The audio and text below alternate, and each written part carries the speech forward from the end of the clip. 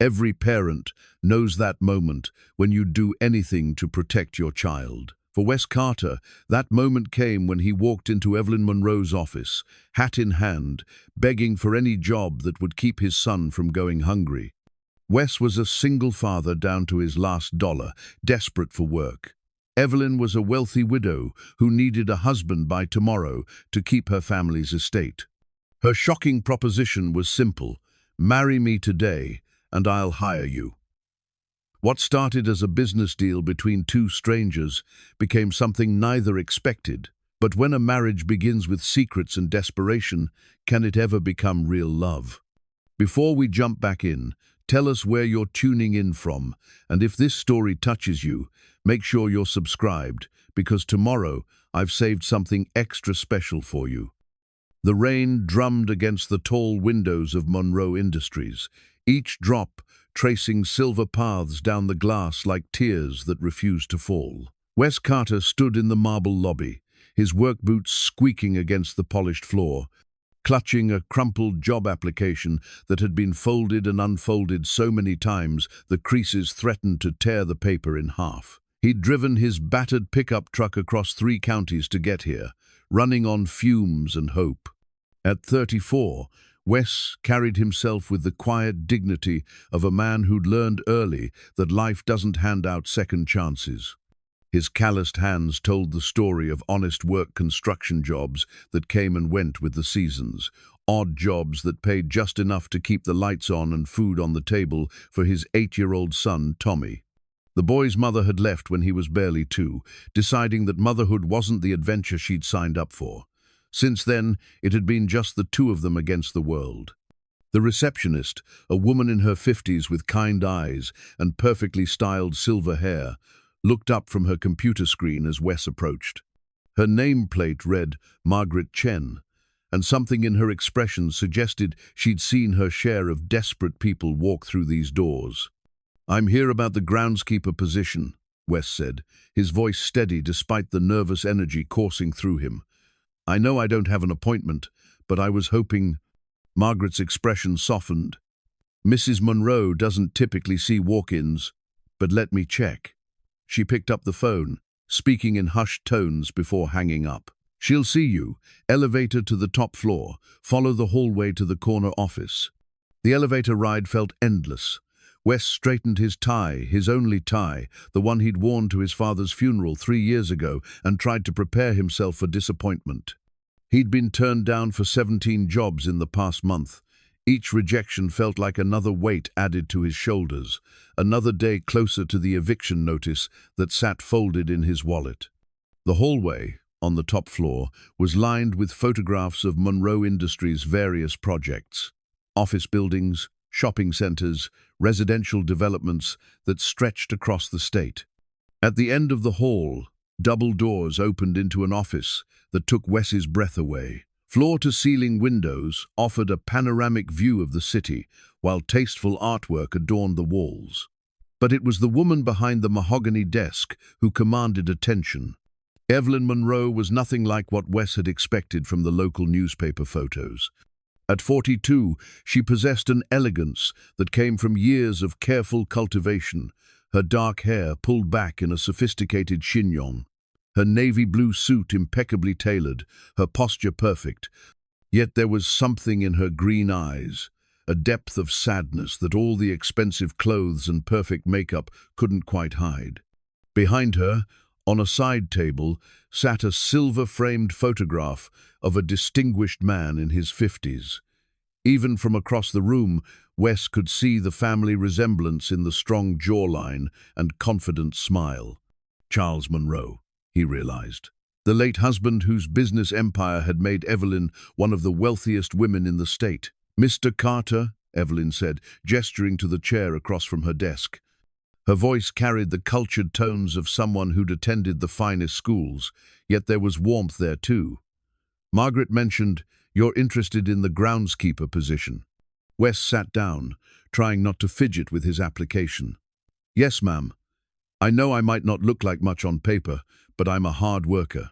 I've done landscaping before, construction, maintenance work. I learn fast, and I don't mind long hours." Evelyn studied him with an intensity that made him want to squirm. Those green eyes seemed to see right through his carefully rehearsed speech to the desperation beneath. "Tell me about yourself, Mr. Carter. What brings you here today?" The question was simple, but something in her tone suggested she wanted more than a standard job interview answer. Wes found himself speaking more honestly than he'd intended. "I have a son," he said. "Tommy, he's 8 years old, and he's the best thing that ever happened to me. His mother left when he was little, so it's just been us. I've been working construction, but the jobs have dried up. We're behind on rent, and I'm running out of options." He paused, then decided to lay it all on the table. "I'm not asking for charity, Mrs. Monroe. I'm asking for a chance to work for what we need." Evelyn leaned back in her chair, her fingers drumming silently on the desk. For a long moment, the only sound was the rain against the windows. When she spoke again, her voice was softer. "I lost my husband 5 years ago," she said. "Charles built this company from nothing, and when he died, I inherited not just his business, but his dreams, his responsibilities." She gestured toward the photograph. "He was a good man, but he was also stubborn. Even in death, he found a way to control my life." Wes wasn't sure why she was telling him this, but he sensed it was important to listen. "Charles's will contains a rather unusual clause," Evelyn continued. "If I don't remarry within 5 years of his death, the family estate, a property that's been in his family for 4 generations, goes to his nephew, Robert, a man who plans to tear down the house and sell the land to developers." The pieces weren't fitting together in Wes's mind. He'd come here looking for yard work, not to hear about family legal battles. "Tomorrow is the 5th anniversary," Evelyn said quietly. "I have until midnight to fulfill the terms of the will, or I lose the estate forever." "I'm sorry," Wes said, meaning it. "That must be incredibly difficult." Evelyn stood and walked to the window, her silhouette framed against the stormy sky. "I've spent 5 years building walls around myself. Mr. Carter, I threw myself into work, into this business, because it was easier than dealing with grief. I convinced myself I didn't need anyone, that I was better off alone." She turned back to face him. "But standing here now, looking at you, a man willing to swallow his pride, to provide for his child, I realize I've been running from life itself." Wes felt like he was missing something crucial. "Mrs. Monroe, I appreciate you sharing this with me, but I'm not sure what it has to do with the groundskeeper job." A smile played at the corners of Evelyn's mouth, the first genuine expression he'd seen since entering the office. "What if I told you there was a way we could help each other? A way that would solve both our problems? I'd say I'm listening." Evelyn walked back to her desk, her movements deliberate and graceful. "I need a husband by tomorrow night. You need a job and financial security for your son. What if we made an arrangement?" The words hung in the air between them like something tangible. Wes felt his heart skip a beat, certain he'd misunderstood. "I'm sorry, what?" "Marry me, Mr. Carter. Today, right now, if necessary." Evelyn's voice was steady, businesslike, as if she were proposing a merger rather than matrimony. "I'll pay you a salary of $100,000 a year, provide housing for you and your son on the estate, and ensure Tommy has access to the finest schools and health care. In return, you fulfill the legal requirement of my husband's will." Wes stared at her, his mouth opening and closing like a fish out of water. "You want to marry me? A complete stranger?" "It would be a business arrangement," Evelyn said quickly. "Separate bedrooms, separate lives for the most part. We'd simply need to maintain the appearance of marriage for legal purposes. After a reasonable amount of time, say 2 years, we could quietly divorce, and you'd receive a settlement that would secure your son's future." The office fell silent except for the rain. Wes's mind raced, trying to process what he'd just heard. It was crazy. Impossible. The kind of thing that happened in movies, not in real life. But then he thought about Tommy, about the eviction notice, about the 17 job rejections and the empty refrigerator at home. He thought about his son's trusting eyes and the promises he'd made to always provide for him. "Why me?" he asked finally. Evelyn's expression softened. "Because in the past hour, you've shown me more genuine humanity than I've encountered in years of business dealings. Because you're here not for yourself, but for your child. Because you're honest about your circumstances rather than trying to impress me with false credentials." She paused. "And because I believe we could make this work without either of us getting hurt." Wes looked down at his hands, then back up at this remarkable woman who had just turned his world upside down. "And your son would be taken care of? Better than you could ever imagine," Evelyn said gently. "He'd have stability, security, opportunities. He'd never have to worry about where his next meal is coming from or whether you can make the rent." The weight of the decision pressed down on Wes's shoulders. It went against every instinct he had, every lesson his parents had taught him about marriage and commitment. But it also represented hope, the first real hope he'd felt in months. "If I said yes," he said slowly, "when would this happen?" Evelyn glanced at her watch. "The courthouse closes at 5. We'd need to leave within the hour to get the license and find someone to perform the ceremony." "That's crazy." "Yes," Evelyn agreed. "It is absolutely crazy." They looked at each other across the desk, two desperate people contemplating the most impulsive decision of their lives. Outside, the rain continued to fall, washing the city clean and offering the promise of something new. Wes thought about Tommy waiting for him at the babysitter's house, probably doing homework at the kitchen table, maybe wondering why his dad had been gone so long. He thought about all the times he'd tucked his son into bed with promises that things would get better, that he'd find a way to give him the life he deserved. "Okay," he said quietly, "let's do it." The courthouse smelled of old wood and bureaucracy, a mixture of lemon cleaner and decades of human drama that had played out within its walls. Wes sat on a hard wooden bench beside Evelyn, both of them staring at the marriage certificate that lay between them like a bridge to an uncertain future. "Are you having second thoughts?" Evelyn asked, her voice barely above a whisper. She'd removed her suit jacket, and Wes could see the slight tremor in her hands as she smoothed down her silk blouse. "About a dozen of them," Wes admitted. "You?" "About 100. She managed a small smile. "But that doesn't mean we shouldn't do this." The past 2 hours had been a whirlwind of paperwork and logistics. Margaret had somehow managed to expedite the marriage license process, apparently. Knowing the right people in City Hall had its advantages. They'd found Judge Patricia Williams, a woman in her 60s, who'd agreed to perform the ceremony despite the unusual circumstances. Wes had called Mrs. Rodriguez, Tommy's babysitter, and explained that he'd be late without going into details. The lie sat heavy in his stomach. How do you tell an 8-year-old that his father just married a stranger to save their lives? "Mr. Carter?"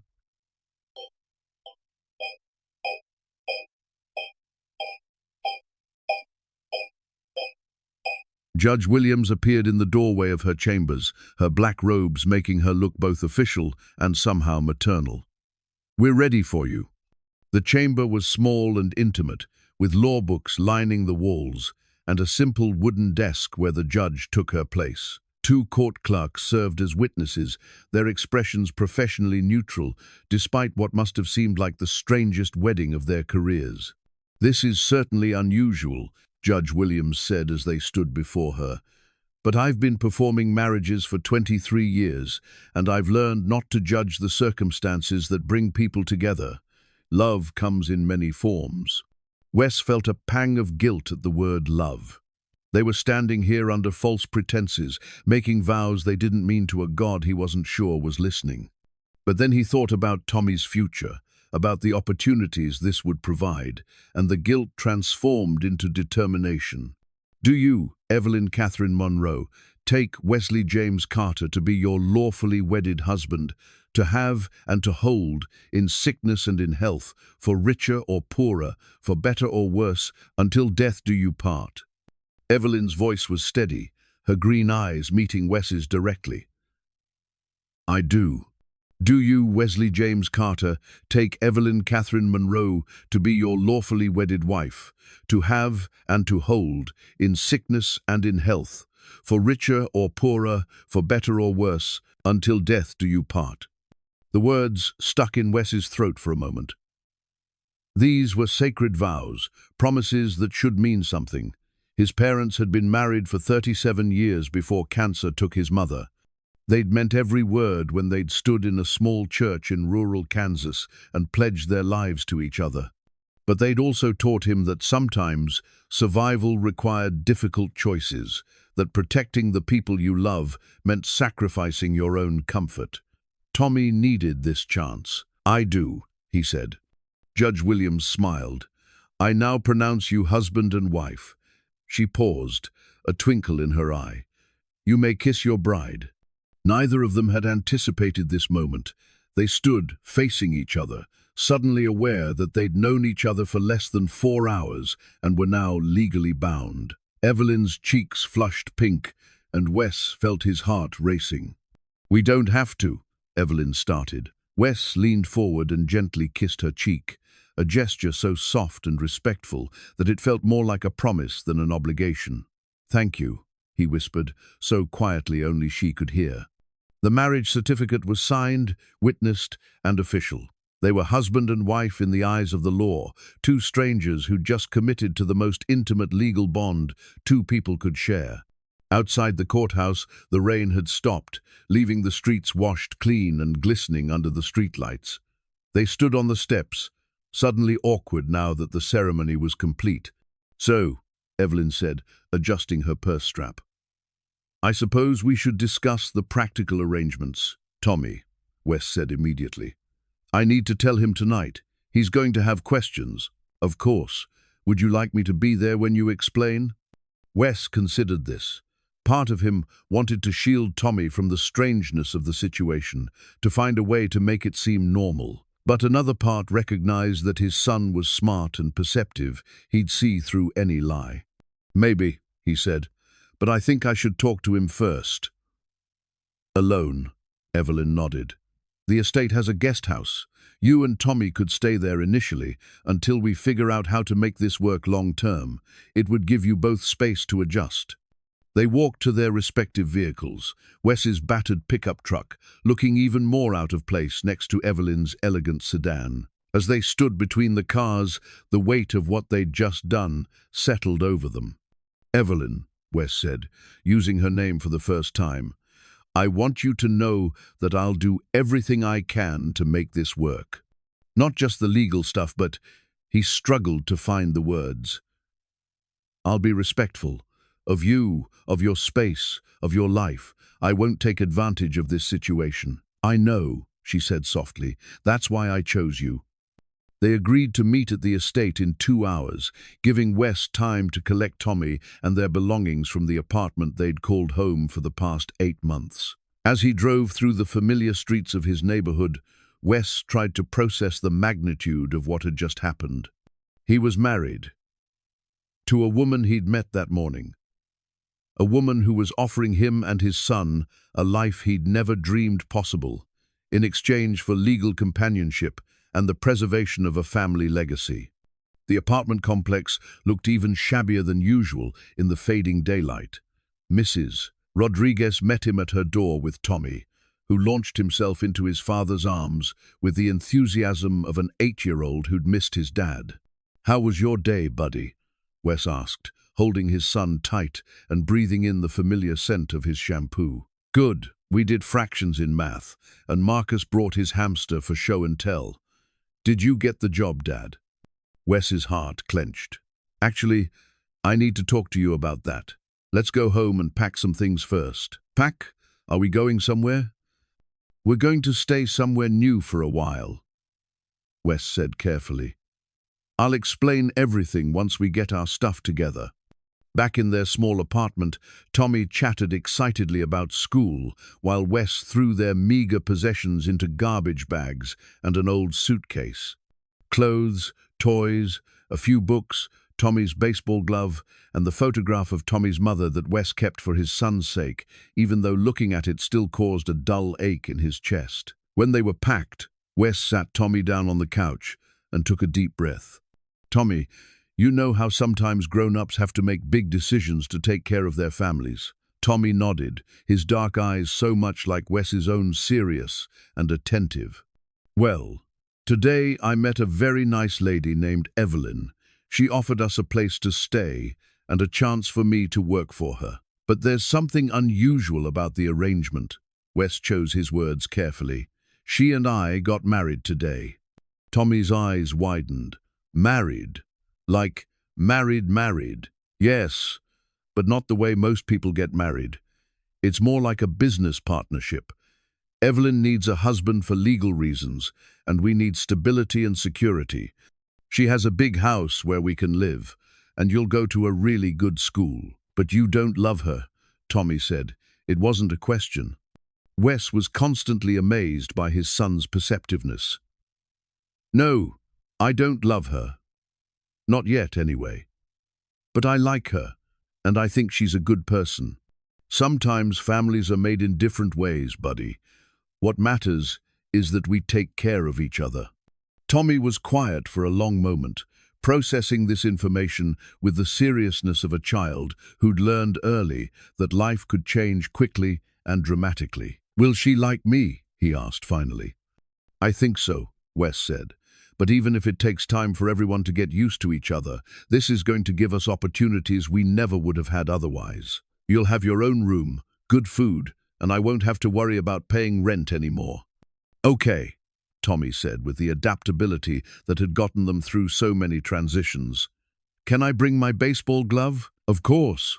As they loaded their belongings into the truck, Wes felt a mixture of hope and terror. They were driving toward a completely unknown future, but for the first time in months, that future looked bright instead of desperate. The Monroe estate was 20 minutes outside the city, accessible through wrought iron gates that opened electronically as they approached. The driveway wound through perfectly manicured grounds, past ancient oak trees and carefully tended gardens, before revealing a house that took Tommy's breath away. "Dad," he whispered, "is that a castle?" The main house was indeed impressive, a 3-story colonial mansion with white columns and black shutters, every window glowing with warm light. But it was the smaller building to the left that caught Wes's attention, a charming guest house that looked like something from a fairy tale, complete with a red door and flower boxes under the windows. Evelyn appeared on the front steps of the main house as they parked, and Wes noticed she'd changed into jeans and a soft sweater, the first time he'd seen her look anything less than perfectly professional. "Tommy," Wes said as they got out of the truck, "this is Evelyn. Evelyn, this is my son, Tommy." Tommy stepped forward with the polite manners Wes had drilled into him. "Nice to meet you, ma'am." Evelyn crouched down to Tommy's eye level, a gesture that immediately impressed Wes. "It's very nice to meet you too, Tommy. I hope you'll like it here." "Your house is really big," Tommy said with 8-year-old honesty. Evelyn laughed, the first genuine laugh Wes had heard from her. "It is big, isn't it? Sometimes I get lost in it myself. Would you like to see where you and your dad will be staying?" The guest house was perfect 2 bedrooms, a small kitchen, a living room with a fireplace, and windows that looked out over the gardens. It was bigger and nicer than any place Wes and Tommy had ever lived. "This is ours?" Tommy asked, his voice filled with wonder. "For as long as you want it," Evelyn said. She turned to Wes. "I thought you might want your own space while we all adjust to this arrangement." As Tommy explored his new room, which came furnished with a bed bigger than the one they'd shared in the apartment, Wes and Evelyn stood in the living room, the marriage certificate still feeling surreal in his pocket. "Thank you," he said. "This is more than generous." "It's practical," Evelyn replied, but her tone was warm. "And Wes, you can call me Evie if you want. Evelyn feels so formal for a husband." Husband. The word still felt strange, but as Wes watched his son's joy at having his own space, at the security this arrangement provided, he began to think that maybe, just maybe, they could make this impossible situation work. The morning sun streamed through the guest house windows, creating golden rectangles on the hardwood floor where Tommy sat cross-legged, examining his worn baseball glove with the concentration of a scientist studying a rare specimen. It had been 3 days since they'd moved to the Monroe estate, and the boy was still adjusting to waking up in a place where the refrigerator was always full and the heat never got turned off for unpaid bills. Wes stood at the kitchen counter, making coffee in a machine that probably cost more than his truck, watching his son through the doorway.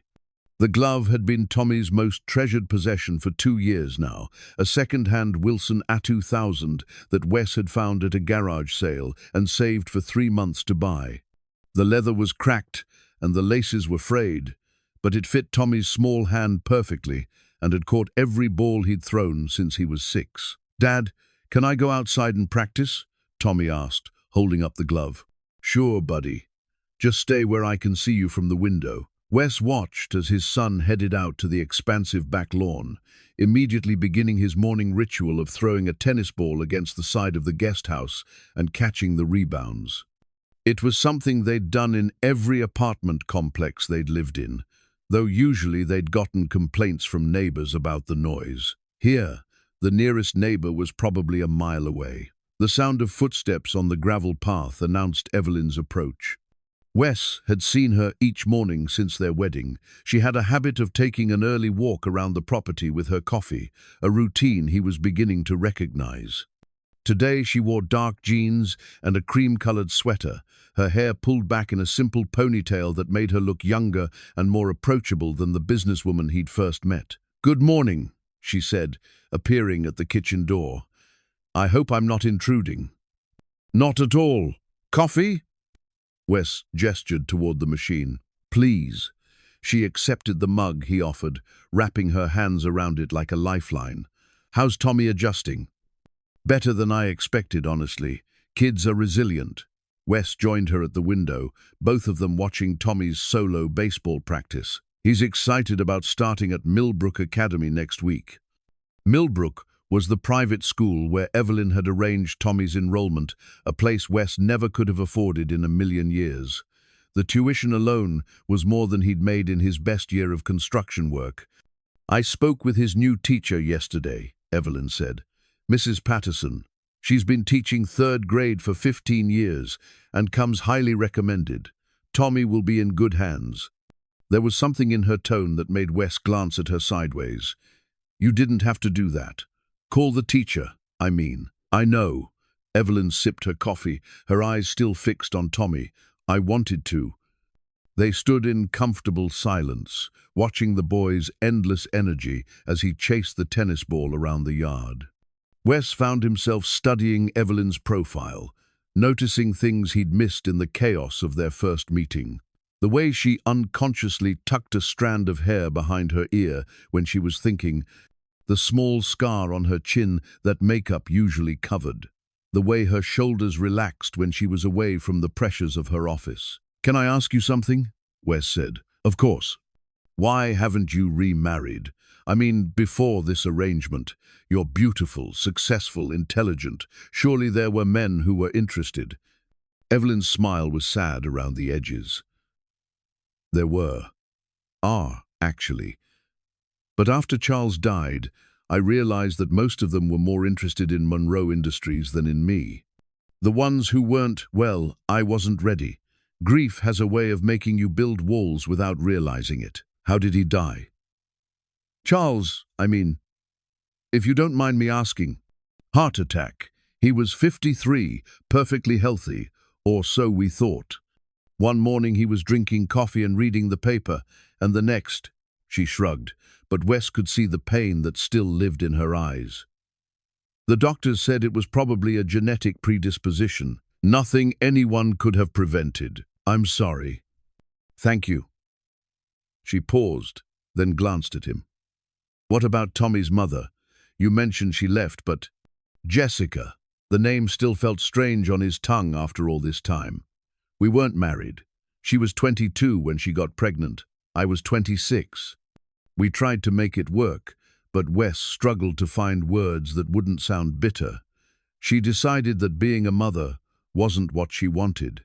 She left when Tommy was 2, signed away her parental rights, and moved to California. I haven't heard from her since. That must have been incredibly difficult. The hardest part was explaining to Tommy why his mum didn't want to be part of his life anymore. How do you tell a child that sometimes people just leave? They were interrupted by a loud thud as Tommy's tennis ball hit the kitchen window. Both adults turned to see the boy waving apologetically, his face red with embarrassment. "Sorry," he called out. Evelyn laughed, the sound warm and genuine. "No harm done. This house has survived worse than tennis balls."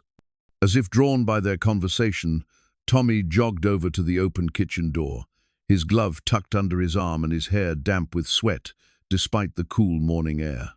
"Mrs. Monroe, Evie, do you like baseball?" he asked, having picked up on the informal name Wes had started using. "I used to go to games with my father when I was about your age," Evelyn said, crouching down to Tommy's level. "He was a huge Cardinals fan. Do you have a favorite team?" "The Royals." Tommy's eyes lit up. "Dad took me to a game last summer. We sat in the cheap seats, but we could still see everything." "The cheap seats often have the best fans," Evelyn said seriously. "They're the ones who really love the game." Tommy beamed at this validation of their budget-conscious baseball experience. "Do you want to play catch with me? I can teach you how to use my glove." Wes felt his heart skip a beat. Tommy had never asked an adult woman to play catch with him. There simply hadn't been any women in their lives who'd stuck around long enough for that level of trust. Evelyn looked uncertain. "I'm not sure I remember how." "It's easy," Tommy insisted. "Dad taught me. You just catch the ball and throw it back. Come on." Before either adult could object, Tommy had grabbed Evelyn's hand and was pulling her toward the yard. Wes followed, curious to see how this would play out. Tommy positioned Evelyn about 10 feet away and held up his glove to demonstrate proper form. "See? You just watch the ball and put your glove where it's going to go. Dad says the secret is to keep your eye on the ball all the way into the glove." Evelyn gamely held up her hands, and Tommy lobbed the ball gently toward her. It bounced off her palms and landed at her feet. "That's okay," Tommy said encouragingly. "It takes practice. Try again." For the next 15 minutes, Wes watched his son patiently teach his new stepmother the basics of catch. Evelyn's throws were wild and her catches inconsistent, but she laughed at her mistakes and celebrated each small success with genuine joy. Tommy, for his part, displayed a patience and kindness that made Wes's chest swell with pride. "I caught one," Evelyn exclaimed after successfully snaring a soft toss, holding the ball up like a trophy. "You're getting good at this," Tommy said seriously. "Maybe we can play every morning." "I'd like that," Evelyn replied, and Wes could tell she meant it. As they walked back toward the house, Tommy chattering excitedly about baseball strategies and his favorite players, Wes felt something shift inside his chest. This wasn't just about legal arrangements and financial security anymore. Watching Evelyn with his son, seeing the way she listened to his 8-year-old's endless explanations with genuine interest, he began to understand that they might be building something real here. "Tommy," Evelyn said as they reached the guest house, "would you like to see the main house? There's a library with some books that might interest you, and a game room with a pool table." Tommy's eyes went wide. "A real pool table?" "A real pool table. Your dad is welcome too, of course." As they walked across the perfectly manicured grounds toward the main house, Tommy between them, chattering about whether he might learn to play pool, Wes caught Evelyn's eye over the boy's head. She smiled, not the careful professional smile he'd seen in her office, but something warmer and more genuine. For the first time, since he'd signed that marriage certificate, Wes allowed himself to hope that this arrangement might become something more than just a business transaction. Maybe, just maybe, they were building a family. The smell of something burning drifted through the main house at exactly 6:30 in the evening, followed by a string of muttered words that would have made Tommy cover his ears if he'd been close enough to hear them. Wes, who had been helping his son with homework at the kitchen table in the guest house, looked up with concern. "What's that smell, Dad?" "I think Evie might be having some trouble with dinner," Wes said diplomatically. Through the windows, he could see smoke beginning to seep from under the main house's kitchen door. Without thinking, he jogged across the yard and knocked on the back door. "Evie, everything okay in there?" The door swung open to reveal Evelyn standing in a kitchen that looked like a war zone. Flour covered every surface. Something dark and unidentifiable was burning in a skillet on the stove, and Evelyn herself was wearing an apron that had seen better days, her hair escaping from its ponytail in frustrated wisps. "I'm making dinner," she announced, with the kind of determined optimism usually reserved for natural disasters. Wes quickly moved to the stove and turned off the burner, using a spatula to scrape what might once have been chicken from the smoking pan. "When was the last time you cooked?" "Define cooked," Evelyn said, gesturing helplessly at the chaos around her. "I can make coffee. And toast. Sometimes." On the counter, Wes spotted a worn recipe card covered in flour fingerprints. The handwriting was faded but feminine, with little notes scribbled in the margins. "Where did this come from?" Evelyn's expression softened. "It was my grandmother's, rosemary chicken with roasted vegetables. She used to make it every Sunday when I was little." She sighed, surveying the destruction. "I thought maybe I could recreate some of those memories, but apparently cooking isn't genetic." Wes studied the recipe card more carefully. The ingredients were simple enough, but the instructions assumed a level of kitchen competence that Evelyn clearly didn't possess. In the margins, someone had written helpful notes. "Don't forget to preheat, and 20 minutes, not 30, trust me." "Your grandmother wrote these notes?" "My mother, actually. When I went away to college, Grandma gave me all her recipes with Mom's annotations. I've been carrying this one around for 20 years, meaning to try it someday." Evelyn laughed, but it had a hollow sound. "Charles always hired a chef for dinner parties and ordered takeout the rest of the time. I never learned to cook for a family." The word family hung in the air between them, loaded with implications neither of them was quite ready to address directly. "Well," Wes said, rolling up his sleeves, "it's not too late to learn. Tommy and I eat pretty simple meals, but I can handle basic cooking. Want me to show you?" Evelyn looked skeptical. "You don't have to rescue my culinary disasters. I can order something." "I want to help," Wes said, and realized he meant it. Besides, Tommy should probably eat something that didn't come from a restaurant delivery bag, growing boy and all that. For the next hour, Wes guided Evelyn through the process of preparing her grandmother's recipe properly. He showed her how to preheat the oven, how to season the chicken without burying it in salt, how to cut vegetables into pieces that would actually cook evenly. Evelyn proved to be an attentive student, asking questions and taking mental notes with the same focus she probably brought to business meetings. Tommy joined them halfway through, drawn by the improved smells coming from the kitchen. He perched on a stool at the counter, watching with fascination as Evelyn attempted to master the art of chopping carrots. "My fingers aren't supposed to get this close to the knife, are they?" she asked, holding up a carrot stick that was roughly the size and shape of a pencil. "Here," Wes said, moving to stand behind her. "Curve your fingers like this, so your knuckles protect your fingertips. The knife should rock back and forth, not chop straight down." He placed his hands over hers, guiding the motion of the knife. Evelyn stiffened. At first they'd been carefully maintaining physical distance since their wedding, as if touching might make their arrangement too real. But then she relaxed into the instruction. "Like this?" she asked, and Wes was suddenly very aware of how she fit against him, how her hair smelled like lavender, and something uniquely her. "Perfect," he said, stepping back more quickly than necessary. Tommy, oblivious to the undercurrent of tension between the adults, had discovered the stand mixer and was fascinated by its various attachments. "What does this one do?" "That's for making bread," Evelyn said, "though I've never actually used it. Charles's chef did all the baking. Dad makes really good pancakes," Tommy offered. "Maybe he could teach you that too." "I'd like that," Evelyn said, and something in her voice made Wes look at her more closely. There was a wistfulness there, a longing for something she'd never had, when they finally sat down to eat at the guest house table.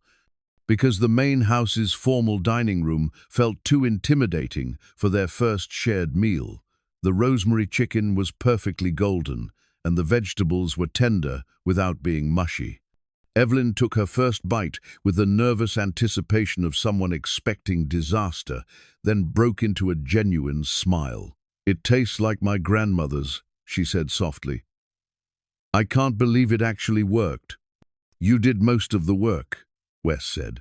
"I just provided a little guidance." Tommy was already halfway through his plate, eating with the enthusiasm of a boy who'd grown accustomed to cheap pasta and canned soup. "This is really good, Evie. Can we have it again?" "I think that can be arranged," Evelyn said, looking pleased with herself in a way that had nothing to do with business success or financial achievement. As they cleaned up together, Evelyn washing while Wes dried and Tommy put away the dishes, he could reach the domesticity of the scene struck all three of them. This felt like something a real family might do, not three people fulfilling the terms of a legal arrangement. "Evie," Tommy said as they finished, "can I ask you something?" "Of course. Do you get lonely in that big house all by yourself?" The question was delivered with the innocent directness that only children possess, but it hit its mark with surgical precision. Evelyn's hands stilled in the soapy water, and for a moment Wes thought she might not answer. "Sometimes," she said finally, "it's a very quiet house." "You could eat dinner with us every night if you want," Tommy offered. "Dad and I don't mind sharing." Evelyn turned to look at the boy, and Wes saw something crack in her carefully maintained composure. "I'd like that very much."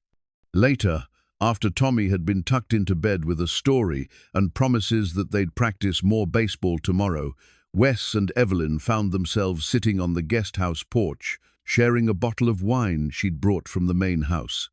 "Thank you," she said, "for the cooking lesson and for not making me feel foolish about it. We all have things we never learned," Wes said.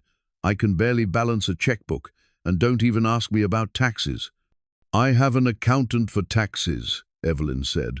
"Several accountants, actually." They sat in comfortable silence, listening to the night sounds of the estate crickets in the garden, the distant hoot of an owl, the whisper of wind through the old oak trees. "Can I ask you something?" Evelyn said. "Sure."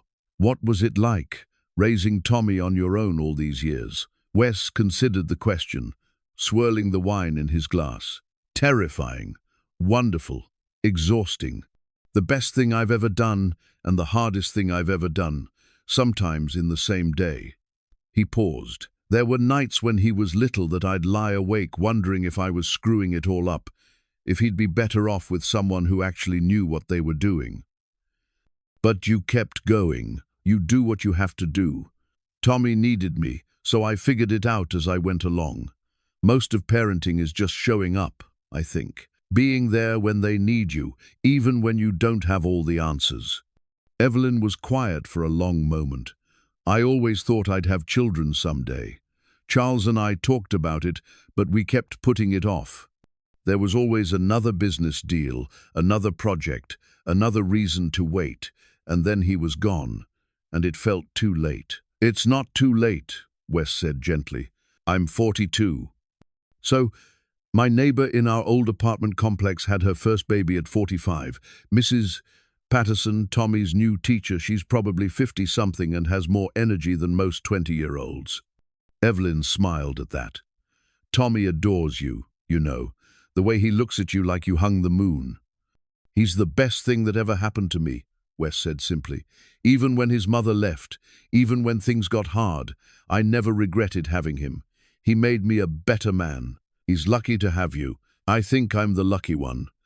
As the evening wound down and they prepared to go their separate ways, Evelyn to the main house, Wes to the guest house bedroom next to Tommy's, there was a moment of awkwardness at the door.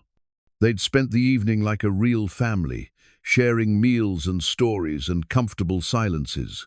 Now they were back to being strangers, bound by a legal document. "Good night, Wes," Evelyn said. "Good night, Evie." She started to turn away, then paused. Same time tomorrow? For dinner, I mean. I'd like to try making that bread Tommy mentioned. I'd like that too, Wes said. As he watched her walk across the moonlit yard to the main house, Wes realized that somewhere between the cooking lesson and the cleanup, something fundamental had shifted. They weren't just fulfilling a contract anymore. They were becoming something that looked an awful lot like a family. The photograph had been sitting on Evelyn's bedroom dresser for 5 years, turned face down since the day after Charles's funeral, when she couldn't bear to see those smiling faces anymore. But this morning, as autumn, sunlight streamed through the windows and the sounds of Tommy's laughter drifted up from the garden below, she found herself reaching for it with trembling fingers. Charles looked back at her from the silver frame, his arm wrapped around a woman she barely recognized as herself. They were standing on a beach in Maui, tanned and relaxed, and between them stood a little girl with Charles's dark hair and Evelyn's green eyes. Sarah would have been 7 in this photo, all gap-toothed smiles and sun-kissed cheeks, clutching a seashell like it was the most precious treasure in the world. "Mommy, look what I found!" Sarah's voice echoed across the years, as clear as if she were standing in the room. Evelyn sank onto the edge of her bed, the photograph heavy in her hands. It had been 3 weeks since her wedding to Wes, 3 weeks of shared dinners and cooking lessons, and watching Tommy practice baseball in the yard. 3 weeks of pretending that having a family again didn't tear her heart open every single day. She'd never told Wes about Sarah. How could she explain that she'd once been a mother, that she'd lost not just a husband, but a daughter in that terrible accident 7 years ago? How could she watch him with Tommy so patient and loving and naturally parental without remembering what it felt like to tuck a small body into bed each night, to kiss scraped knees better, to answer endless questions about why the sky was blue and where butterflies went in winter? The car accident had taken them both in an instant. Charles had been driving Sarah to her piano lesson on a rainy Thursday afternoon when a drunk driver ran a red light. They died at the scene, the police told her later, with clinical kindness that was supposed to be comforting. At least they hadn't suffered, but Evelyn had suffered. Oh, how she had suffered. A knock at her bedroom door made her quickly flip the photograph face down again and wipe her eyes. "Come in," she called, hoping her voice sounded normal. Wes appeared in the doorway, looking uncertain. In the 3 weeks they'd been married, he'd never been in her bedroom. They'd maintained careful boundaries, respecting each other's space and privacy, even as they'd grown more comfortable in each other's company. "I'm sorry to bother you," he said. "Tommy wanted to know if you'd like to come watch his practice. I'm taking him to the park to work on his batting." Evelyn forced a smile, slipping the photograph into her dresser drawer where it wouldn't accidentally be seen. "That sounds lovely. Give me just a minute to change." At Riverside Park, Tommy was in his element. He'd made friends with several boys from his new school, and they'd organized an informal game of pick-up baseball. Evelyn and Wes sat on a bench, watching the children play with the carefree abandon that only comes with being 8 years old and believing the world is full of endless possibilities. "He's really blossomed since starting at Millbrook," Wes said, pride evident in his voice as Tommy connected with a pitch and sent the ball sailing toward the outfield. "His teacher says he's fitting in well, making friends. I was worried about the adjustment." "Children are remarkably adaptable," Evelyn said, then immediately regretted the words. She sounded like she was reciting from a parenting manual rather than speaking from experience. Wes glanced at her sideways. "You're good with him, you know. With Tommy. It comes naturally to you." Evelyn's throat tightened. "Thank you. Have you ever thought about having children of your own?" The question hit her like a physical blow. She managed to keep her expression neutral, but inside she felt like she was drowning. "Charles and we talked about it. The timing never seemed right." It wasn't entirely a lie. They had talked about having more children after Sarah, but Charles had wanted to wait until she was older, until the business was more stable, until they had more time. All the reasonable excuses that people tell themselves when they think they have forever. "It's not too late," Wes said gently, echoing the words he'd spoken to her before. You'd make a wonderful mother. If only he knew. If only she could tell him that she had been a wonderful mother for 7 precious years. That she'd read bedtime stories and made Halloween costumes and stayed up all night when Sarah had the flu. That she'd been planning to volunteer as a room mother at Sarah's school and sign her up for soccer and take her to see the new Disney movie the weekend after the accident. "Tommy's lucky to have you," she said instead, deflecting the conversation away from her own painful history. "I used to think I was doing it all wrong," Wes admitted, watching his son celebrate a particularly good catch with his teammates. "Single parenting, you're constantly second-guessing yourself. Wondering if you're too strict or too lenient, if you're providing enough stability, enough love, enough guidance. There's no manual for it." "You're an excellent father," Evelyn said, and meant it completely. "Tommy is confident and kind and happy. That doesn't happen by accident." "Thank you. That means a lot, coming from you." They sat in comfortable silence, watching the impromptu game unfold. But Evelyn's mind kept drifting to that photograph in her dresser drawer, to the weight of secrets she carried, to the terrible irony that she was living with a family again while hiding the fact that she'd once had and lost a family of her own. "Evie." "Dad, did you see that?" Tommy came running over, his face flushed with excitement and exertion. "I got Jake out at second base." "We saw," Wes said, ruffling his son's hair. "Nice throw."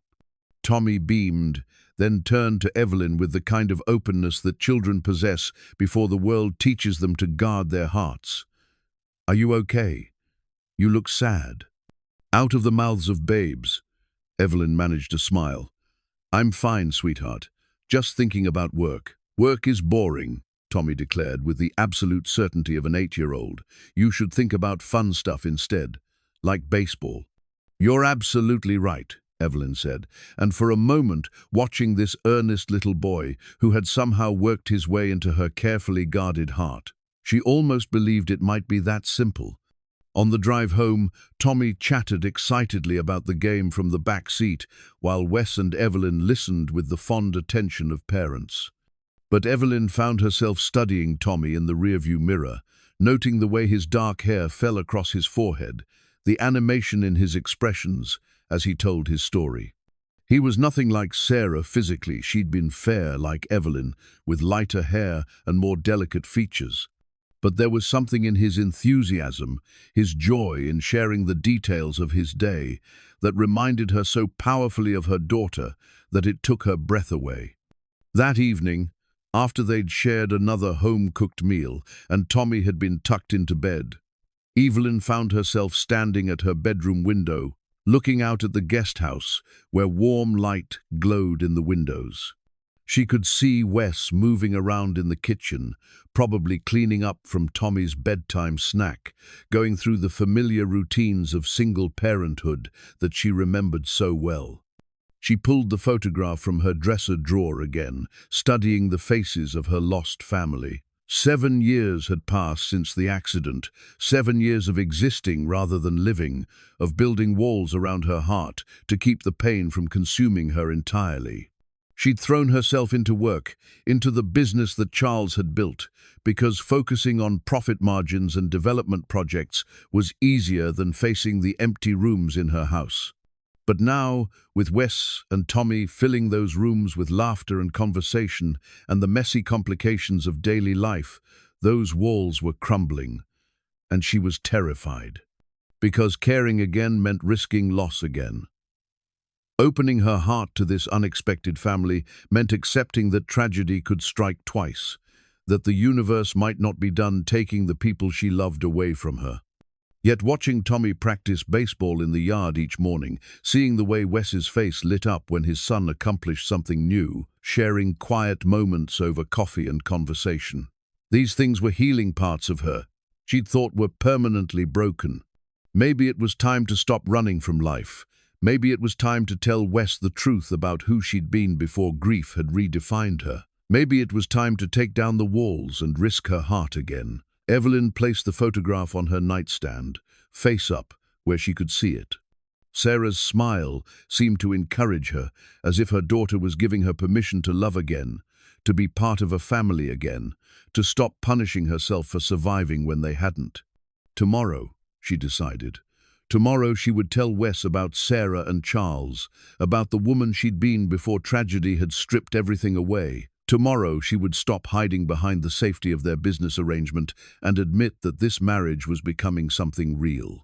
For tonight, though, she simply sat by her window and watched the lights in the guest house, allowing herself to hope that healing was possible, that love could grow from the ashes of loss, that second chances were more than just fairy tales for people braver than she was.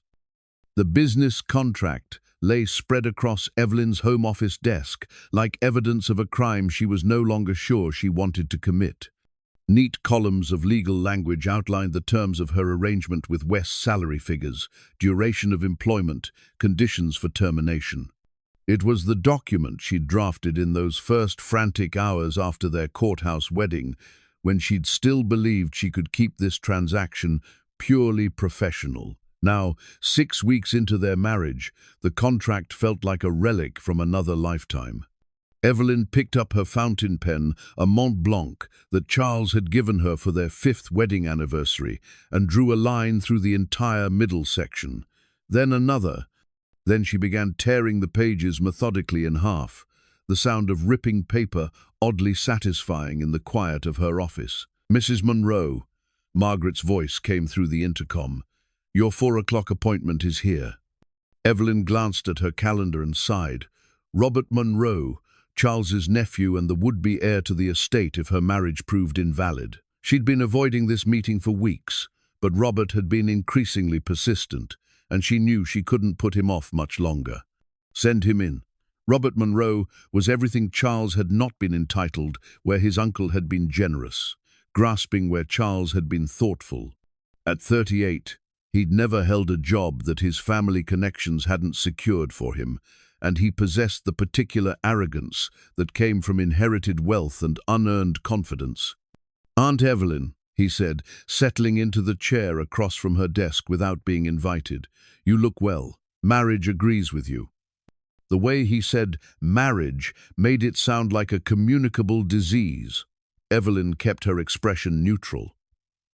"Robert, what can I do for you?" "I think you know why I'm here." He gestured toward the window that overlooked the estate grounds, where Tommy could be seen practicing his batting swing under Wes's patient guidance. "This charade has gone on long enough." "I'm not sure what you mean." Robert laughed, but there was no humor in it. "Please. You think I don't have eyes? You married a complete stranger 3 days before the will's deadline. A man with no money, no connections, no reason to be here except for what you're paying him." Evelyn felt her temper rising but kept her voice level. "Wes is my husband. The circumstances of our meeting don't change that legal fact." "Legal, perhaps, but hardly legitimate." Robert leaned forward, his expression predatory. "I've done some research on your husband, Evelyn. Wesley Carter, age 34, unemployed construction worker with a history of financial instability. Evicted from 3 apartments in the past 2 years. No college education, no professional references worth mentioning. Your point?" "My point is that this marriage is a sham, and we both know it. You're paying him to play house, so you can keep the estate. But Uncle Charles's will was quite specific about the spirit of its requirements, not just the letter." Evelyn stood and walked to the window, ostensibly to look out at the grounds, but really to give herself a moment to think. Below, Wes was adjusting Tommy's stance, his hands gentle on the boy's shoulders as he explained the mechanics of a proper swing. The sight of them together, this man who'd become so much more than an employee, and the child who'd brought joy back into her carefully ordered life, filled her with a fierce protectiveness she hadn't felt in years. "The will requires that I remarry," she said without turning around. "It says nothing about the financial circumstances of my husband or the nature of our courtship. It also says nothing about paying someone to marry you. Then it's fortunate I'm not doing that. Aren't you?" Robert's voice had taken on a smug tone that made Evelyn want to throw something. I have friends at the courthouse, Evelyn. I know you two barely knew each other when you got married. I know he came to your office looking for work the same day you exchanged vows. It doesn't take a legal genius to connect those dots. Evelyn turned back to face him, and Robert must have seen something in her expression that made him slightly less comfortable, because he shifted in his chair. Here's what's going to happen, he continued, but with less confidence than before. You're going to admit that this marriage is fraudulent, dissolve it quietly, and transfer the estate to me as Uncle Charles intended. In return, I'll make sure your husband receives a generous settlement for his trouble, and we can all move on with our lives. And if I refuse, then I'll contest the will in court. I'll subpoena your financial records, investigate every aspect of this so-called marriage, and make sure the whole thing becomes very public and very messy. Do you really want your business empire dragged through that kind of scandal? The threat hung in the air between them like a challenge. A month ago, Evelyn might have been intimidated by Robert's bluster, might have calculated the potential damage to Monroe Industries and decided that the estate wasn't worth the fight. But that was before she'd watched Wes teach Tommy to cook pancakes on Saturday mornings, before she'd seen the way his face lit up when his son accomplished something new, before she'd found herself looking forward to their evening conversations on the guest house porch, sharing stories and dreams and the kind of comfortable silences that only came with genuine intimacy. Before she'd fallen in love with her husband, the realization hit her like a thunderbolt. Somewhere between cooking lessons and baseball practice, between shared meals and quiet conversations, she'd stopped thinking of Wes as a convenient solution to her legal problems and started thinking of him as the man she wanted to spend her life with. "Robert," she said, her voice steady and calm, "I want you to listen to me very carefully." Something in her tone must have warned him that the conversation had taken a different turn, because his smug expression faltered slightly. "My marriage to Wes is legal, legitimate, and absolutely none of your business. We may have met under unusual circumstances, but what we've built together is real. More real than anything I had with Charles, if I'm being honest." The admission surprised even her, but it was true. She'd loved Charles, but theirs had been a comfortable love, built on shared history and common goals. What she felt for Wes was something deeper, more complicated, a love that had grown from respect and admiration, and the daily choice to care for each other. "Furthermore," she continued, "if you pursue this ridiculous contest, I will make sure that every detail of your own financial arrangements becomes public record. Your gambling debts, your failed business ventures, the trust fund you've been bleeding dry for the past 10 years. How do you think your father will react when he discovers exactly how you've been spending your inheritance?" Robert's face had gone pale. "You can't." "I can, and I will. I have resources you can't even imagine, Robert, and I will use every single one of them to protect my family." The word family felt strange and wonderful on her tongue. That's what they were now, she realized. Not a business arrangement or a legal convenience, but a real family built on love and commitment and the daily choice to show up for each other. "Now get out of my office," she said quietly, "and don't come back." After Robert left, slinking out like the defeated bully he was, Evelyn sat alone in her office, processing what had just happened. She declared war on Charles's nephew to protect a marriage that had started as a lie but had somehow become the most honest thing in her life. She walked to the window again, watching Wes and Tommy pack up their baseball equipment. They were laughing about something, probably one of Tommy's endless jokes or observations about the world. The sight of them filled her with such warmth that it took her breath away.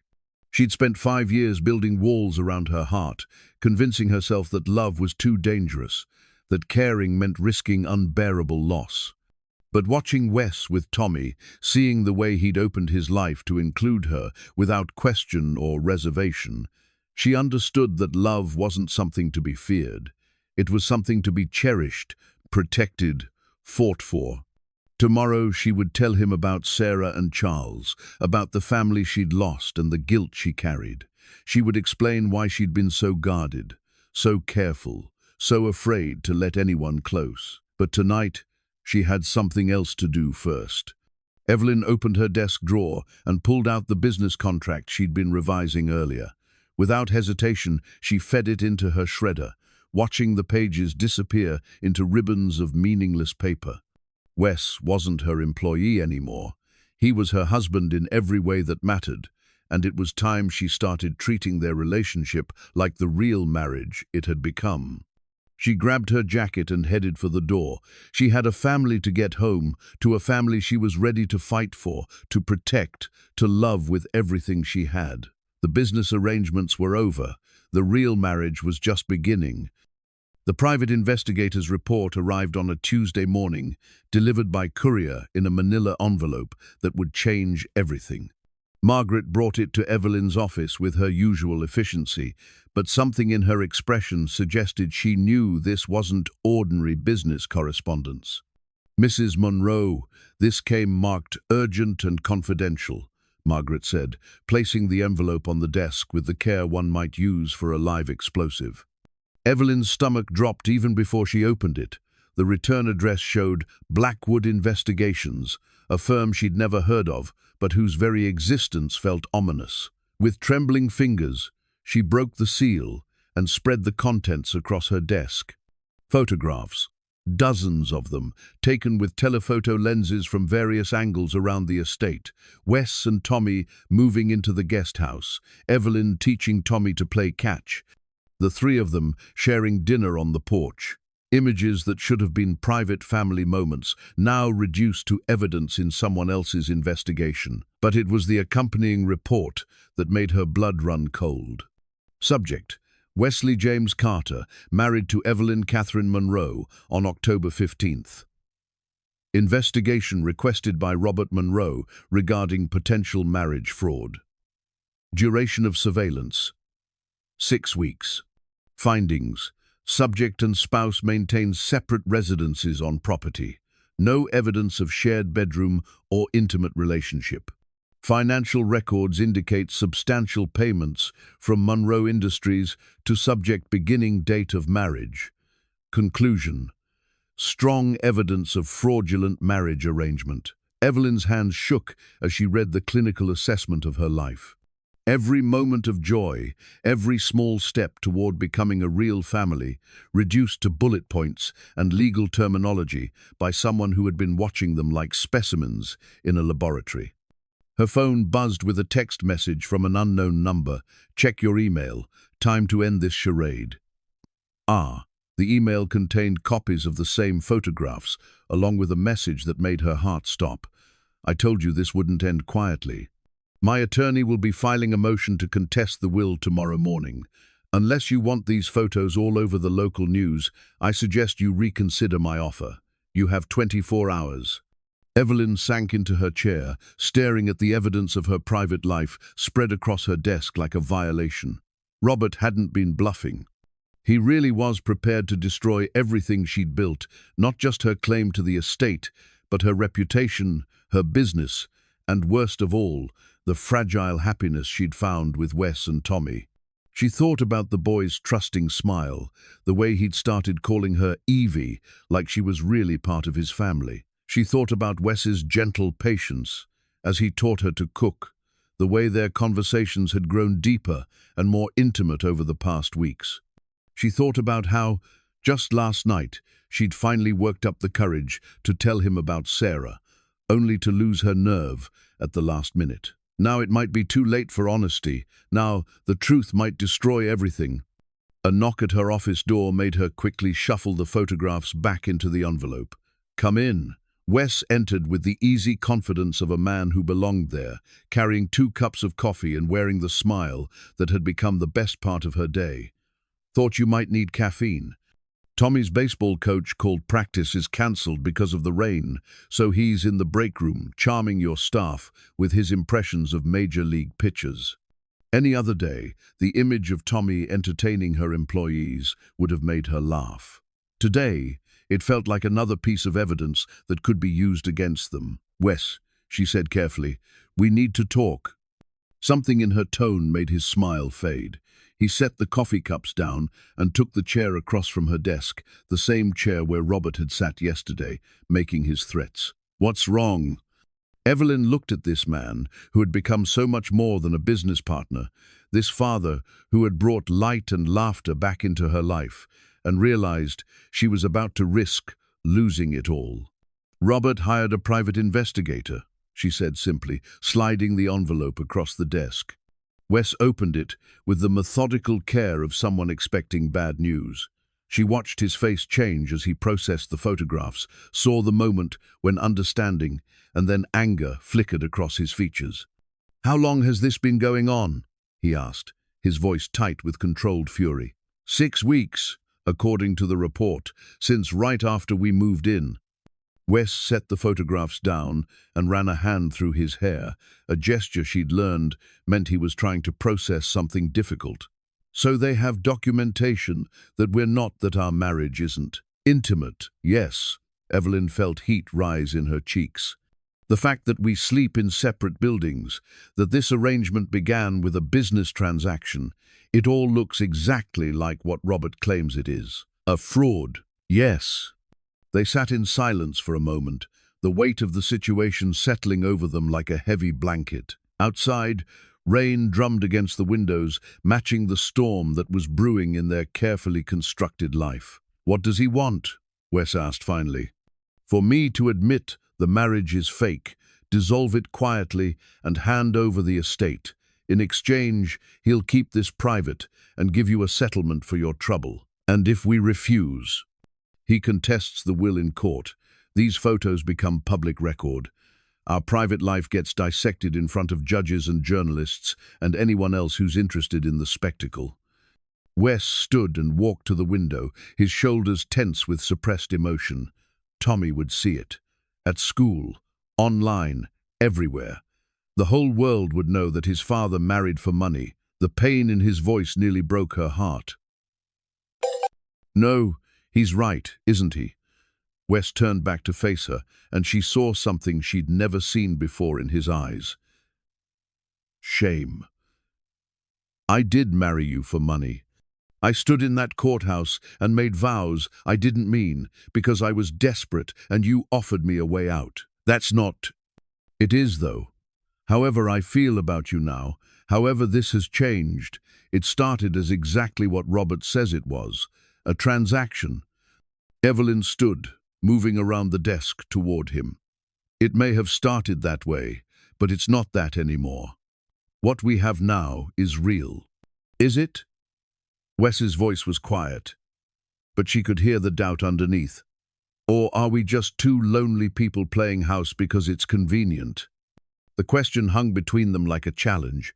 Evelyn realized that this was the moment of truth, not just about their legal situation, but about what they'd actually built together.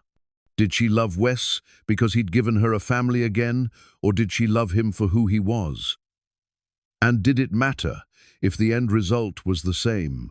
"I know what I feel," she said carefully, "but I also know that neither of us asked for this complication when we made our arrangement. So what are you saying?" Evelyn took a deep breath, steeling herself for what might be the hardest conversation of her life. "I'm saying that maybe we should consider Robert's offer. Maybe we should end this before it gets more complicated than it already is." The words felt like glass in her throat, but she forced them out anyway. Because as much as it would destroy her to lose Wes and Tommy, she couldn't bear the thought of Tommy being humiliated in public because of choices she and his father had made. Wes stared at her for a long moment, his expression unreadable. "Is that what you want? To end this?" "I want what's best for Tommy," she said, which was both completely true and a complete evasion of his question. "That's not what I asked." Before she could answer, the office door burst open and Tommy himself appeared, his hair damp from rain and his face bright with the kind of excitement that only 8-year-olds could generate about mundane events. "Evie, Dad, guess what? Mrs. Chen taught me how to use the copy machine, and I made copies of my baseball cards to trade with kids at school. And she said I could help her organize files if I want." And he stopped mid-sentence, apparently noticing the tension in the room. What's wrong? You both look sad.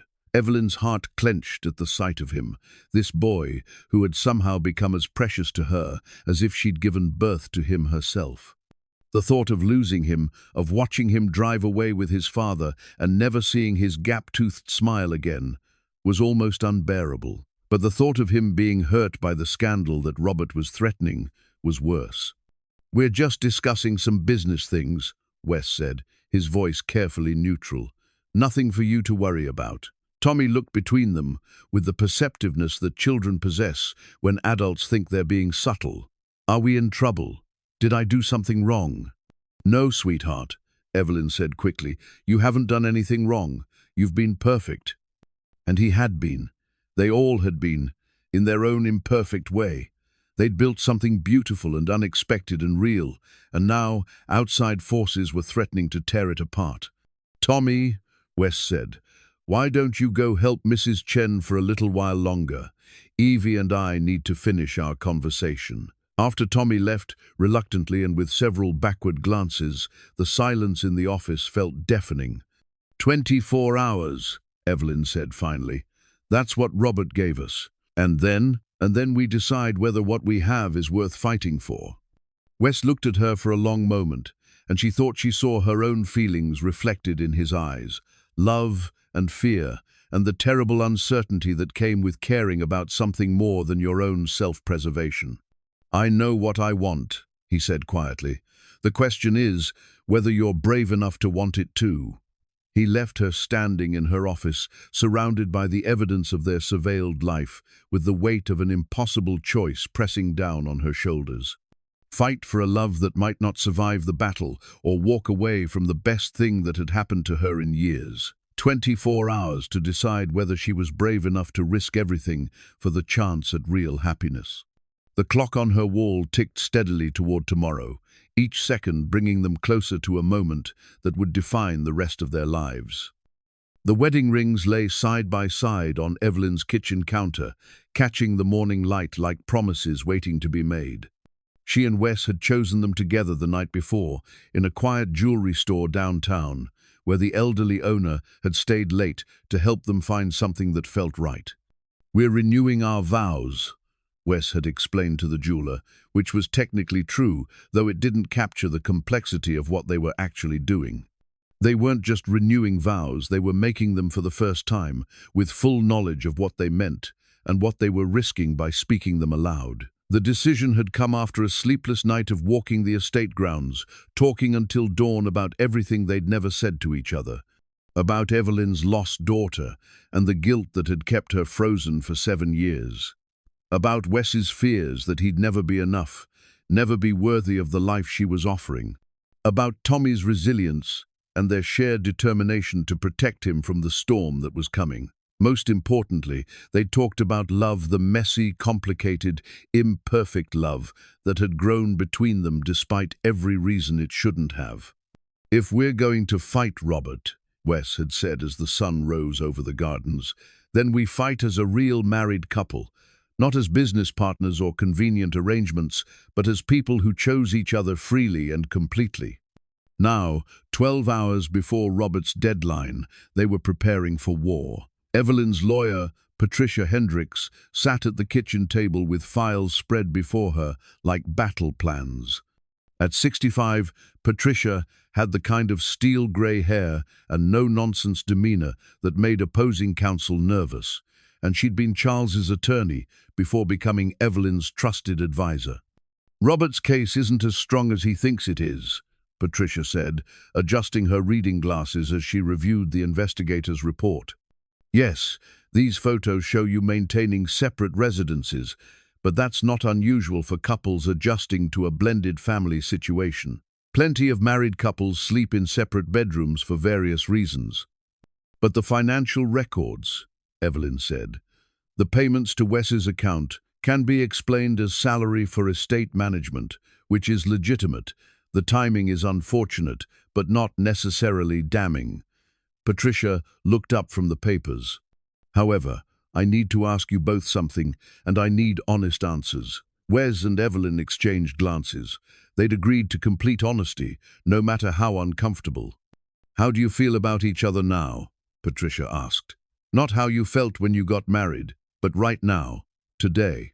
I love him, Evelyn said simply. I love them both. Wes and Tommy, they've given me back something I thought I'd lost forever. And you? Patricia turned to Wes. I'm in love with my wife, Wes said, reaching across the table to take Evelyn's hand. I married her out of desperation, but I'm staying married to her by choice. Patricia nodded, making notes. Good, because if this goes to court, that's exactly what you'll need to convince a judge. The authenticity of your current relationship, not the circumstances of how it began.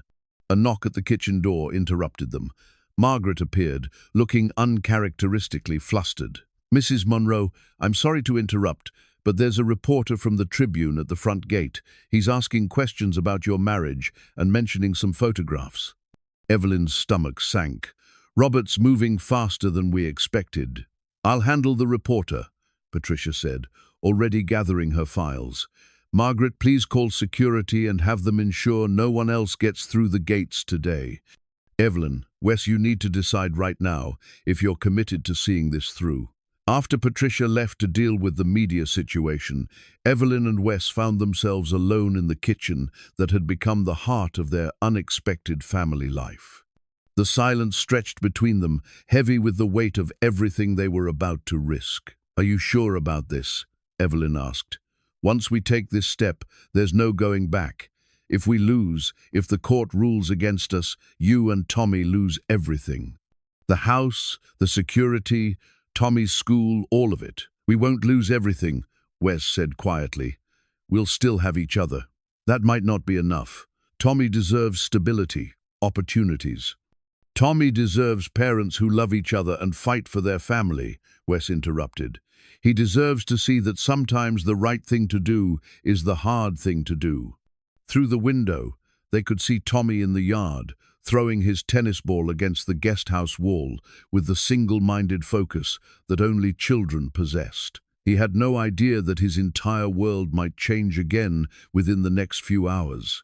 I need to tell you something, Evelyn said, her voice barely above a whisper. Before we do this, before we make this choice together, you need to know everything. Wes turned to face her fully, his expression patient and encouraging. Over the past weeks, he'd learned to read her moods, to recognize when she was struggling with something that went deeper than surface concerns. Sarah, Evelyn began, then stopped, the name catching in her throat like a prayer she'd forgotten how to say. My daughter's name was Sarah. She would have been 15 now. The words hung in the air between them, years of suppressed grief, finally finding voice.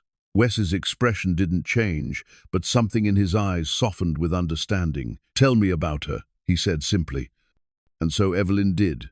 She told him about Sarah's gap-toothed smile and her obsession with butterflies, about bedtime stories and scraped knees, and the way she used to insist on wearing her favorite purple dress to church every Sunday, even when it was dirty.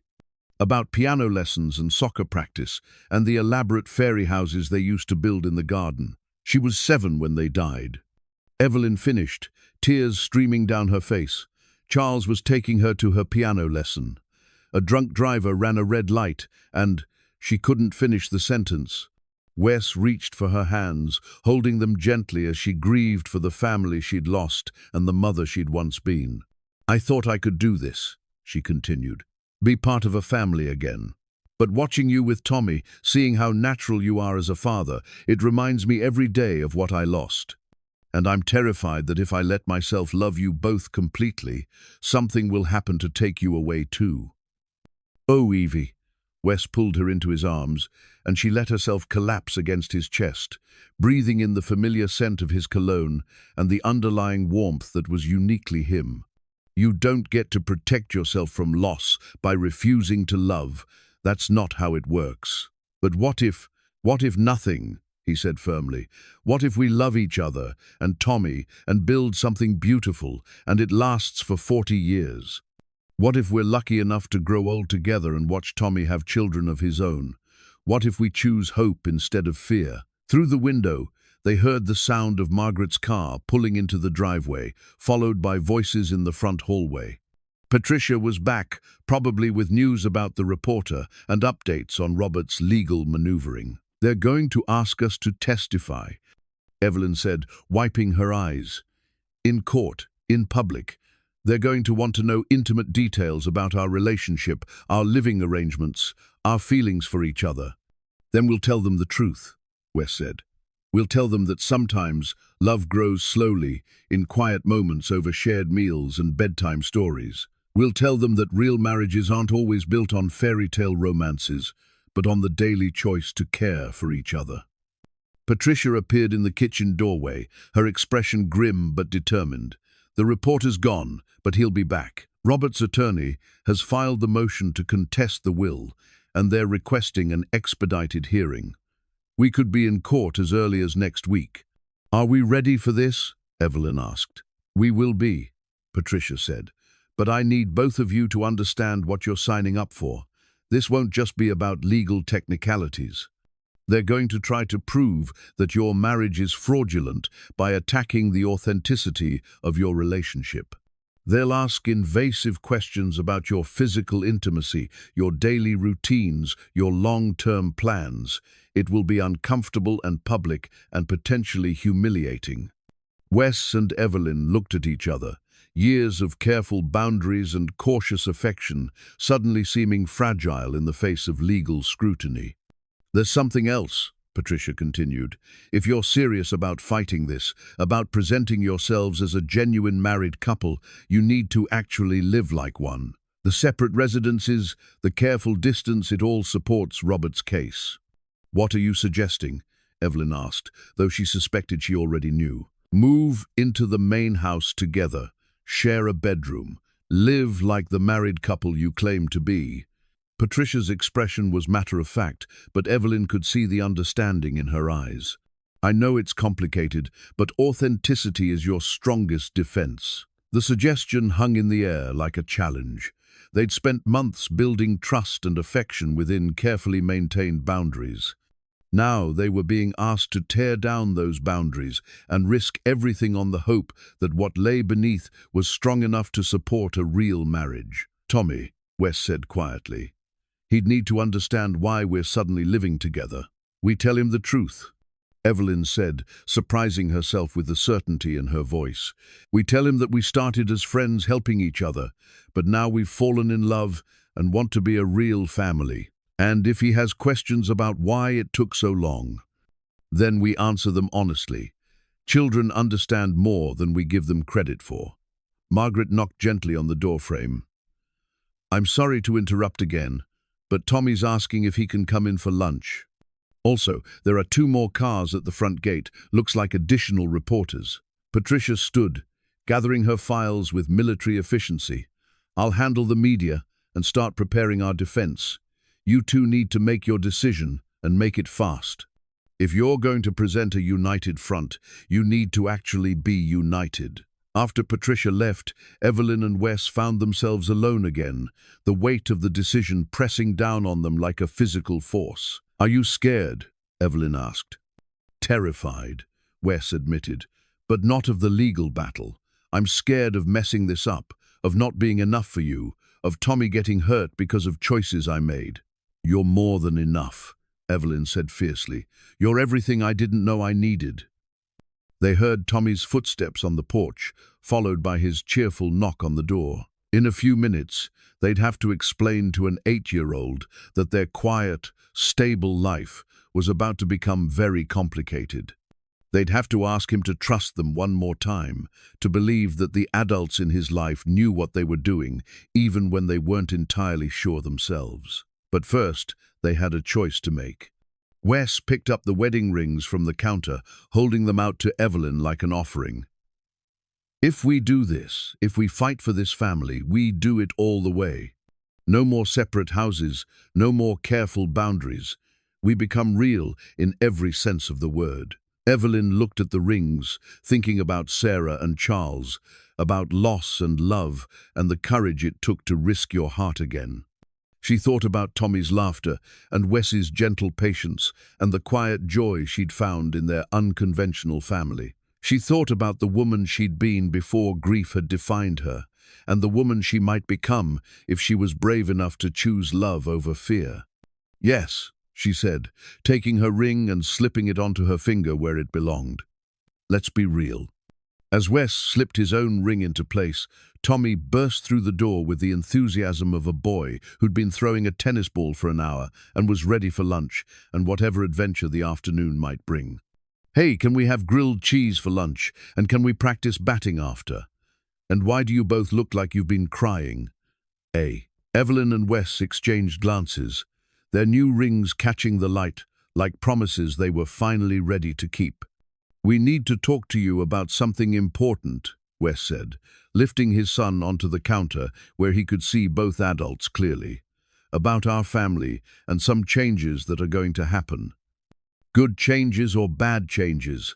Tommy asked with the directness that only children possessed. "Good changes," Evelyn said, reaching for his hand. "Definitely good changes." Outside, more cars were pulling up to the gates, and somewhere in the city, Robert was probably celebrating his anticipated victory. But inside the kitchen that had become the heart of their home, three people who'd found each other in the most unexpected way were preparing to fight for the right to stay together. The battle was about to begin, but they were no longer afraid of it. They had something worth fighting for. The courthouse steps were crowded with reporters and curious onlookers, their cameras flashing like lightning as Evelyn and Wes walked hand in hand toward the imposing stone building.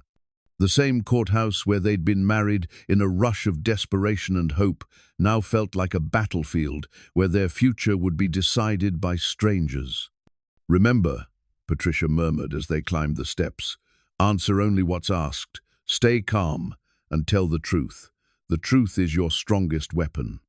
Inside, the courtroom was smaller than Evelyn had expected, with dark wood paneling and tall windows that cast long shadows across the gallery. Robert sat at the plaintiff's table with his attorney, a sharp-faced man in an expensive suit who looked like he specialized in destroying families for profit. He didn't look at them as they entered, but Evelyn could feel his smug satisfaction radiating across the room. In the gallery behind them, Margaret sat next to Mrs. Rodriguez, Tommy's former babysitter, who had driven 3 hours to testify on their behalf. Coach Martinez from Tommy's baseball team was there too, along with several neighbors and friends who had watched their unconventional family bloom over the past months. But Tommy wasn't there. They'd decided together that an 8-year-old had no place in a courtroom where adults were trying to tear apart his world.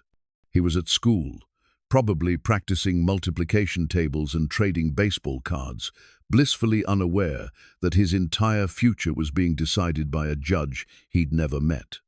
Judge Elizabeth Morrison entered with the kind of quiet authority that comes from 30 years on the bench. She was younger than Evelyn had expected, maybe 55, with silver-streaked brown hair and intelligent eyes that seemed to take in everything at once.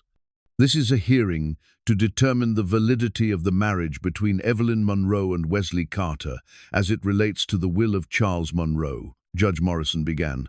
"Mr. Blackwood, you may present your case." Robert's attorney, whose name was apparently Blackwood, stood with theatrical confidence. "Your Honor, this case is about fraud, pure and simple. The defendants entered into a sham marriage for the sole purpose of circumventing the clear intent of Charles Monroe's will." For the next hour, Blackwood laid out his case with surgical precision. He presented the timeline how Wes had come to Evelyn's office looking for work and married her the same day. He showed the photographs from the private investigator, the financial records showing payments to Wes's account, the separate living arrangements. "This is not a marriage, Your Honor," Blackwood concluded. "This is a business transaction dressed up in legal clothing.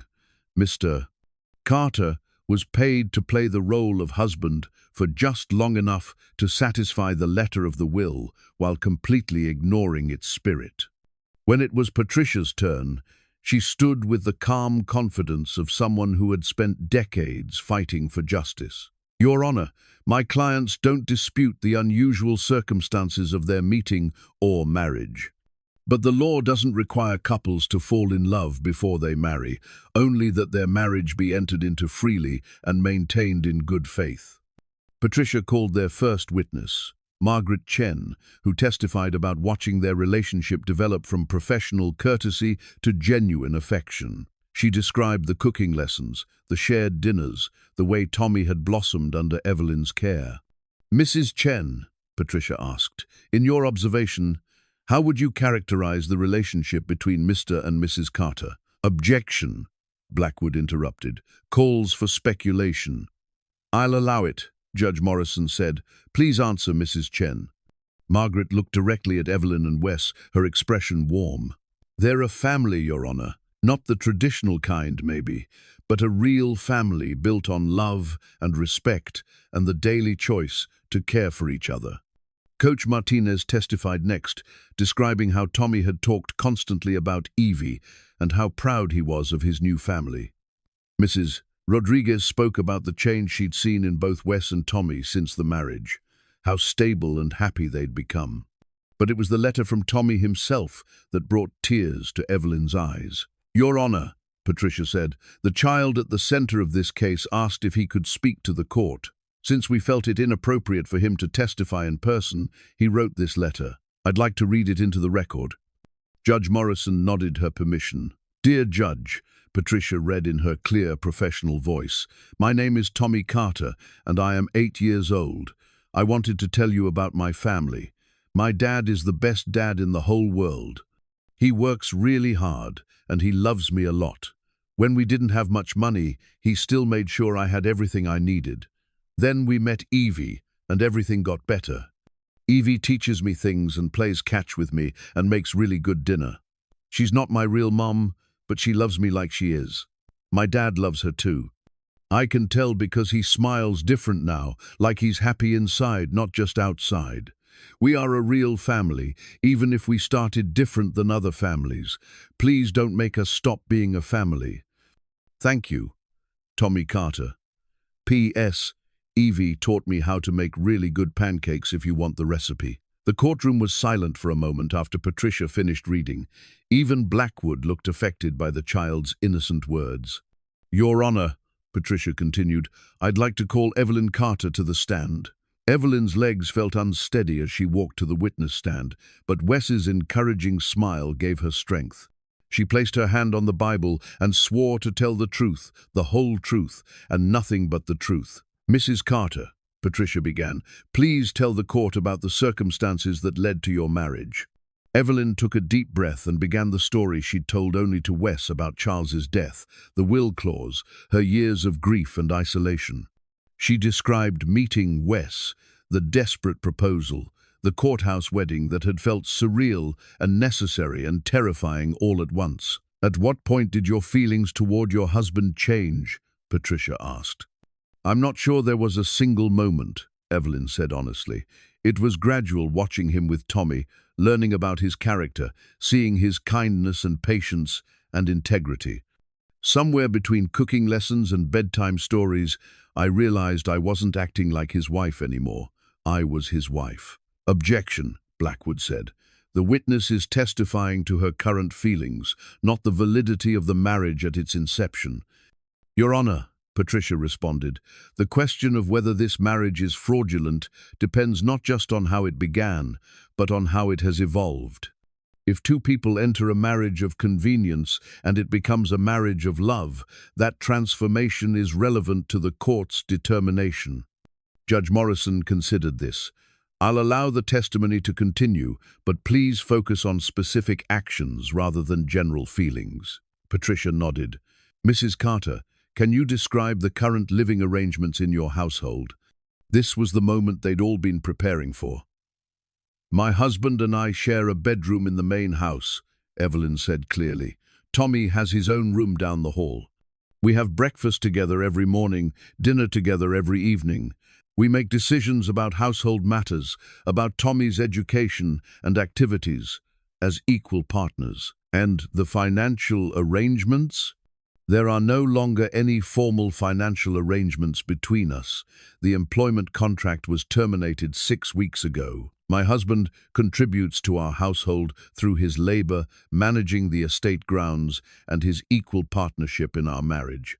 Blackwood's cross-examination was brutal but expected. He pressed her on the timeline, the payments, the separate living arrangements that had lasted for months. He made it clear that he believed she was lying about her current feelings to cover up an ongoing fraud.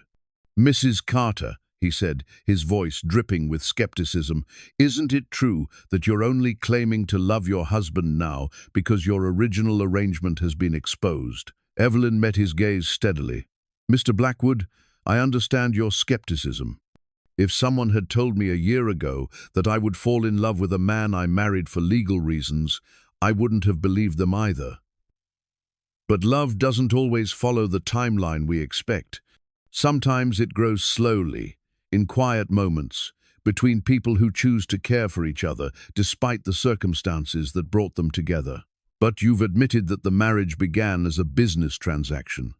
"Yes, it did, and I'm not proud of that. But it didn't remain one. The question isn't how our marriage began, Mr. Blackwood. The question is what it became." When Evelyn finally stepped down from the witness stand, her hands were shaking but her heart was steady. She'd told the truth, the complicated, messy, beautiful truth about how love could grow in the most unexpected places. Now it was Wes's turn to fight for their family. Wes's hand trembled slightly as he placed it on the Bible, but his voice was steady as he swore to tell the truth. From the witness stand, he could see Evelyn in the gallery, her green eyes filled with love and encouragement.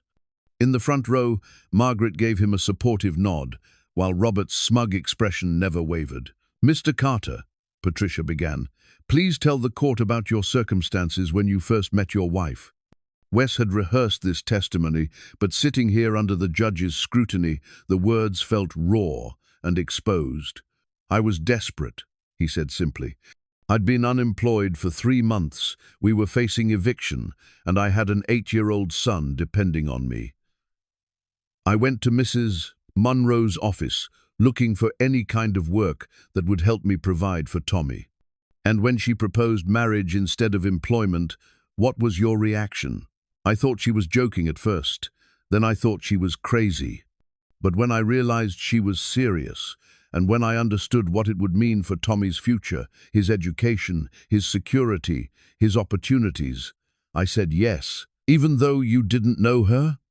"I knew enough," Wes said, looking directly at Evelyn. "I knew she was kind enough to listen to a desperate father's story. I knew she was honest about what the arrangement would involve. And I knew she was offering my son a chance at a better life than I could give him on my own." Patricia guided him through the early weeks of their marriage, the separate living arrangements, the careful boundaries, the gradual development of friendship and trust. Wes described teaching Evelyn to cook, watching her play baseball with Tommy, the quiet conversations that had revealed the depth of her character. "Mr. Carter, at what point did you realize your feelings had changed?" Wes considered the question carefully. There wasn't one moment. It was cumulative, seeing how patient she was with Tommy's endless questions, watching her face light up when she successfully made dinner without burning it, listening to her talk about her late husband and daughter with such love, even through her grief. I fell in love with her humanity, her vulnerability, her strength. "And when did you first tell her you loved her?" "Last week, when we decided to fight this legal challenge together. I told her I married her out of desperation, but I was staying married to her by choice." Blackwood's cross-examination was even more aggressive than it had been with Evelyn. He attacked Wes's motivations, his financial situation, his worthiness to be part of the Monroe legacy. "Mr. Carter, you had no college education, no significant assets, no professional prospects when you married Mrs. Monroe, correct?" "That's correct. You were facing eviction, your son was on free lunch at school, and you were essentially destitute." "Yes." "And suddenly, you're living in a mansion. Your son is attending an elite private school, and you have access to wealth you could never have imagined earning on your own." "Yes, but..." Isn't it convenient that you discovered love just as your comfortable arrangement was being threatened? Wes felt his temper flare, but forced himself to remain calm. Mr. Blackwood, I understand why you're skeptical. If our situations were reversed, I might be asking the same questions. But you're suggesting that I'm lying about loving my wife and son to protect my financial situation. Aren't you? No, sir, I am not. Wes's voice carried the quiet conviction of absolute truth. I would love Evelyn and Tommy if we were living in a one-bedroom apartment and eating mac and cheese for dinner every night. The security they've provided is a blessing, but it's not why I want to stay married to her. Then, why do you want to stay married to her, Mr. Carter? The question hung in the air, and Wes felt the weight of everyone's attention, the judge, the attorneys, the gallery full of supporters and skeptics. This was his chance to speak directly to the heart of their case. Because she makes me a better man, he said simply. Because watching her with Tommy has shown me what unconditional love looks like. Because she's taught me that strength isn't about never being vulnerable, it's about being brave enough to care about people, even when you know caring might hurt. He paused, gathering his thoughts, then continued with growing passion. I know how this looks, Your Honor. Poor man marries rich woman, suddenly claims to love her when their arrangement is threatened. But I'm asking you to look beyond the circumstances of how we met and see what we've built together. We're not perfect, and we didn't start in the traditional way, but we're a family. Real families aren't always born, sometimes they're chosen, piece by piece, day by day, through the decision to show up for each other no matter what. Even if it means giving up the financial security you've gained, Blackwood pressed. Even if it means going back to the apartment and the struggle and the uncertainty, Wes said without hesitation, because I'd rather be poor with Evelyn and Tommy than wealthy without them. When Wes stepped down from the witness stand, the courtroom felt electric with tension. Judge Morrison called for a brief recess, during which Patricia, Evelyn, and Wes huddled together in the hallway. You did well, Patricia said. Both of you. You were honest, authentic, and compelling. Now we wait. But they didn't have to wait long. When court reconvened, Judge Morrison looked tired but determined. I've reviewed all the evidence presented today, she began, including the testimony, financial records, photographs, and character witnesses. This is an unusual case that requires careful consideration of both the letter and spirit of the law. Robert leaned forward in his chair, confidence radiating from every line of his body. The question before this court is not whether the defendant's marriage began as a business arrangement. Clearly it did. The question is whether that arrangement evolved into a legitimate marriage, deserving of legal recognition and protection. Judge Morrison looked directly at Evelyn and Wes. Marriage, at its core, is a commitment between two people to build a life together. While we typically expect that commitment to be based on love from the beginning, the law recognizes that marriages can be valid even when they begin for practical reasons, provided they are entered into freely and maintained in good faith. Evelyn reached for Wes's hand, their fingers intertwining as they waited for the verdict that would determine their future. Based on the testimony presented today, I find that while the marriage between Evelyn Monroe and Wesley Carter began as a legal convenience, it has evolved into a genuine partnership built on mutual respect, affection, and commitment to their shared family. Robert's face went pale. Furthermore, Judge Morrison continued, the child at the center of this case has clearly benefited from the stability and love provided by this unconventional family arrangement. The court's primary concern must be the best interests of all parties involved, including young Tommy Carter. The judge paused, her expression thoughtful. Mr. Robert Monroe, while you may disagree with the circumstances of this marriage, the evidence shows that your uncle's estate is being preserved and maintained by people who genuinely care for each other and for the legacy Charles Monroe created. The will's requirement that Mrs. Monroe remarry has been fulfilled both legally and spiritually. She banged her gavel with finality. The motion to contest the will is denied.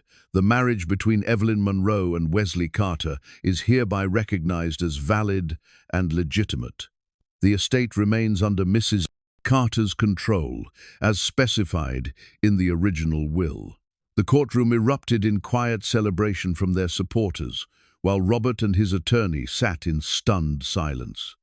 Evelyn felt tears streaming down her face as Wes pulled her into his arms, both of them laughing and crying at the same time. "We did it," Wes whispered against her hair. "We actually did it." "We're really married," Evelyn said, the words feeling magical and true in a way they never had before. Patricia appeared beside them, grinning broadly. "Congratulations, Mr. and Mrs. Carter.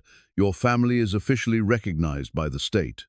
As they walked down the courthouse steps together, past the flashing cameras and shouted questions from reporters, Evelyn felt lighter than she had in years. They'd fought for their love, their family, their right to choose their own happiness, and they'd won. But more than that, they'd discovered that the best things in life often come from the most unexpected places, and that sometimes the most beautiful love stories begin with the most practical arrangements. They were going home to tell Tommy that they'd won, that their family was safe, that love had triumphed over skepticism and fear. They were going home together. 6 months later, the new family portrait sat in a place of honor on the mantelpiece in the main house's living room, replacing the formal photographs that had dominated the space for years. In it, Evelyn, Wes, and Tommy smiled naturally at the camera, their faces relaxed and genuinely happy. Tommy wore his baseball uniform from the championship game his team had won the week before. Evelyn had her arm around both her husband and son, and Wes looked like a man who had found exactly where he belonged in the world. The photographer had captured something that no amount of staging could have created: the authentic joy of a family that had chosen each other completely and without reservation. "I still can't believe how different we all look," Evelyn said, adjusting the frame slightly as she and Wes prepared for the evening's celebration. "Tommy's grown at least 2 inches, and you—" She reached up to straighten his tie, a gesture that had become second nature over the months of their real marriage. "You look like a man who sleeps well at night." "That's because I do," Wes replied, catching her hands and bringing them to his lips. "No more worrying about rent or whether Tommy's going to have to change schools again. No more wondering if I'm enough to give him the life he deserves." Through the window, they could see guests beginning to arrive for their vow renewal ceremony, the celebration they'd planned once the legal battles were over, and they could focus on the joy of their unconventional love story. Margaret was directing the caterers with military precision, while Tommy raced around the garden with his school friends, showing off the estate that had become his beloved home. "Are you nervous?" Wes asked, noting the way Evelyn kept fidgeting with her dress, a simple but elegant cream-colored sheath that was worlds away from the business suit she'd worn to their courthouse wedding. "A little," she admitted.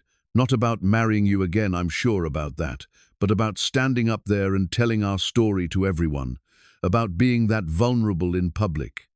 They'd decided to include their full story in the ceremony, the desperation that had brought them together, the business arrangement that had evolved into love, the legal battle that had proven their commitment to each other. It wasn't the typical fairy tale that most couples shared on their wedding day, but it was theirs, and they'd learned that authentic love stories were always more beautiful than perfect ones. "We don't have to tell them everything," Wes said gently. "We can keep it simple if you prefer." Evelyn shook her head. "No, I want to tell the truth, all of it. I want people to know that families can be born in the most unexpected ways, and that doesn't make them any less real." A knock on the door interrupted them, and Tommy burst in wearing his new suit and a grin that could have powered the entire estate. "Dad, Evie, everyone's here. Mrs. Chen brought her whole family, and Coach Martinez said he's never seen such a fancy party, and there's a cake that's bigger than me."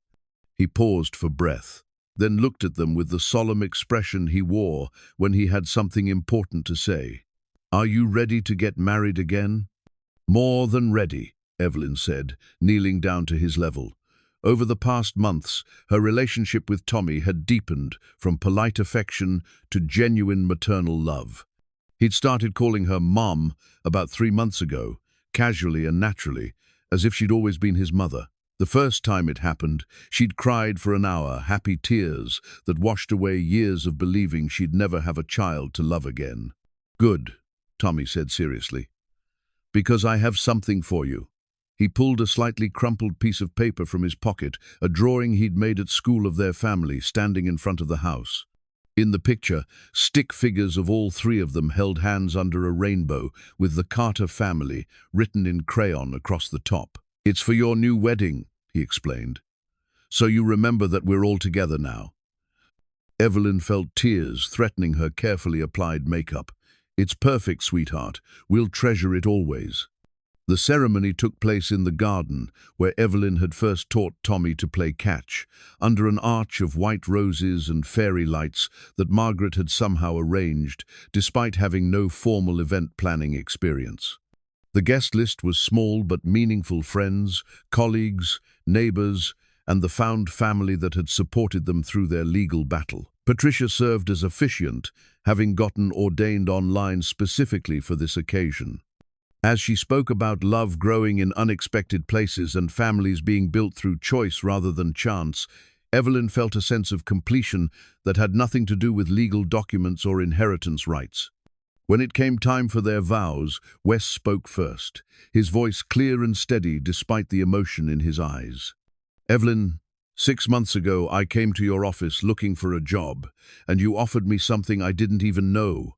I needed a partner, a home, a chance to build something beautiful from the ground up. You've taught me that love doesn't always start with fireworks and fairy tales. Sometimes it starts with kindness and grows through patience and becomes something stronger than either passion or convenience could create alone." He paused, looking out at Tommy, who was sitting in the front row between Margaret and Mrs. Rodriguez. "You've given my son the stability and love he deserves, and you've given me the chance to be part of something bigger than just survival. I promise to love you not just when it's easy, but when it's hard. Not just when life is smooth, but when it's complicated.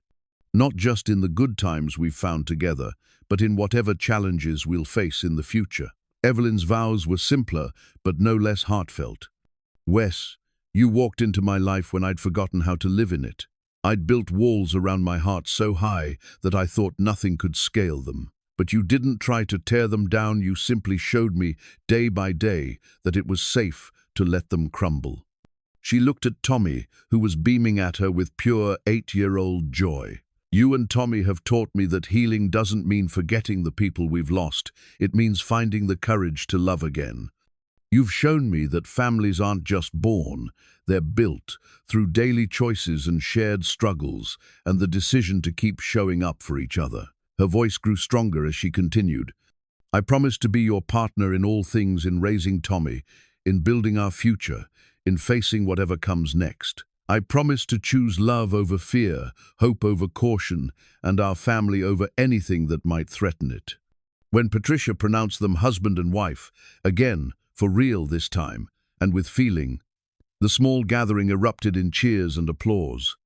Wes kissed Evelyn with the passion of a man who was no longer holding anything back, and she kissed him with the freedom of a woman who had finally learned to trust in love again. Tommy rushed up to join their embrace, wrapping his arms around both adults and declaring loudly, "Now we're really, really married." As the evening progressed, with dancing and dinner and speeches from friends who had watched their love story unfold, Evelyn found herself thinking about Charles and Sarah. For years, she'd felt guilty about the possibility of being happy again, as if joy would somehow dishonor their memory. But standing in the garden where she'd first learned to laugh again, surrounded by the people who had become her chosen family, she understood that love wasn't a finite resource. Loving Wes and Tommy didn't diminish what she'd felt for Charles and Sarah. It honored it by proving that the human heart was capable of healing and growing and opening itself to new possibilities. Late that evening, after the last guests had gone home and Tommy had fallen asleep still wearing his suit jacket, Evelyn and Wes sat on their porch, swing the same spot where they'd shared so many conversations during their careful courtship. The estate was quiet around them, peaceful in the way that only comes when all the important battles have been won. "Any regrets?" Wes asked, his arm around her shoulders as they watched fireflies dance in the darkness. "About marrying a stranger for legal reasons and then falling madly in love with him?" Evelyn pretended to consider this seriously. "I can't think of any." "Good, because I was thinking we should probably renew our vows again next year. You know, just to make sure we really mean it." "Every year," Evelyn agreed, "with bigger cakes each time." They sat in comfortable silence, both of them thinking about the journey that had brought them to this moment. A year ago, they'd been strangers bound by desperation and legal necessity. Tonight, they were a family forged by choice and strengthened by adversity. "Tommy asked me something today," Wes said, "while we were getting ready for the ceremony." "What?" "He wanted to know if you might want to have a baby, a brother or sister for him to help take care of." Evelyn felt her heart skip a beat. They'd talked about the possibility abstractly, in the hypothetical way that people discuss dreams they're not sure they're brave enough to pursue. "What did you tell him?" "I told him that was something we'd need to discuss as a family, but also that I thought you'd make an amazing mother to any child lucky enough to have you." Evelyn thought about Sarah, about the years of believing she'd never get another chance at motherhood. She thought about Tommy and how naturally loving him had come to her. She thought about the woman she'd become over the past year, stronger, braver, more open to the beautiful possibilities that life could offer. "I think I'd like that," she said softly. "Not right away. I want to enjoy being Tommy's mum for a while longer before we add to our chaos. But someday, yes, someday," Wes agreed, pressing a kiss to the top of her head. As they prepared for bed in the room they now shared completely and without reservation, Evelyn caught sight of herself in the mirror and was startled by what she saw. The woman looking back at her was radiant in a way that had nothing to do with makeup or fancy clothes.